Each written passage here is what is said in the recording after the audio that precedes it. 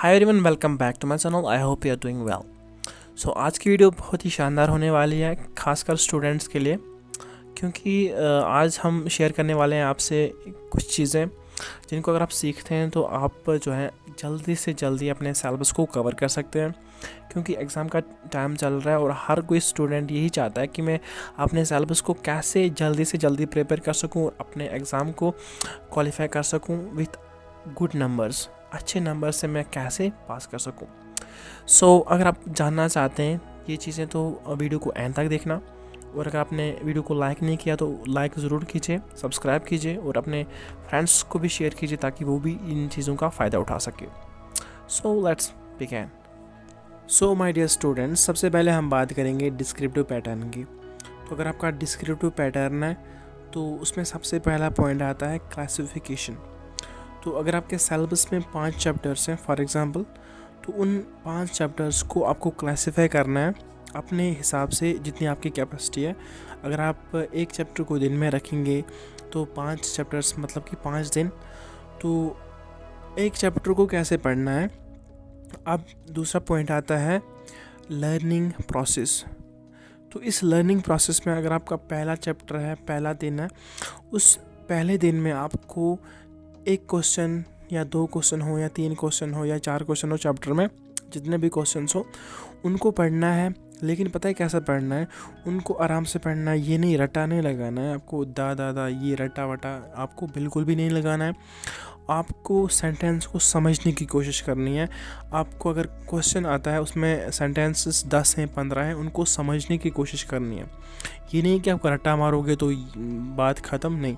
आपको सेंटेंस को समझने की कोशिश करनी है, तब जाके आपको वो जो क्वेश्चन है वो आपके माइंड में फीड हो जाएगा।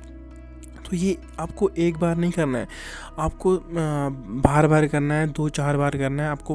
अब जब आप पहला क्वेश्चन को एक बार पढ़ेंगे वो आपको थोड़ा समझ आएगा, जब आप दूसरी बार पढ़ेंगे तो थोड़ा सा और समझ आएगा, जब आप तीसरी बार पढ़ेंगे तो आपको अच्छे से समझ आ जाएगा।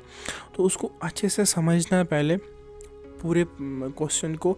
जब आप पूरे क्वेश्चन को अच्छे से समझेंगे, उसके बाद आपको करना है काम, उनमें से कुछ मेन पॉइंट्स निकालने हैं।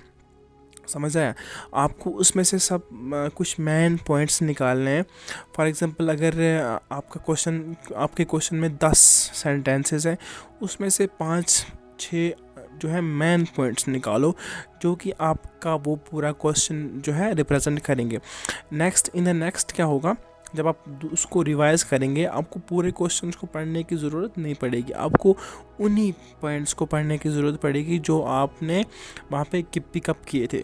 तो ये बात होती है जब आप रिवाइज करते होंगे, तो ये चीज़ बहुत अच्छी है कि आपको वो जो है पॉइंट्स पढ़ने, ना कि आपको पूरा क्वेश्चन पढ़ना है।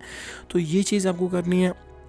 ऐसे आपको पहले क्वेश्चन पढ़ने हैं तो अच्छे से 1 क्वेश्चन, 2 क्वेश्चन, 3 क्वेश्चन, जितने भी आपके चैप्टर में क्वेश्चन हैं उनको आराम से पढ़ना है, उनको अपने माइंड में फीड करना है, ना कि रट्टा मार के नहीं। बिल्कुल भी आपको जो है सेंटेंसेस को समझना है, सेंटेंस बोल क्या रहा है वो समझना है आपको।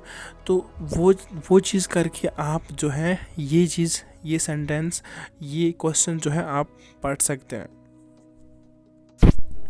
ऐसे ही आपको एक चैप्टर पढ़ा, अब फिर उस वैसा ही जो है प्रोसीजर आपको सेम डे नेक्स्ट डे करना है, वैसा ही प्रोसीजर नेक्स्ट डे करना है।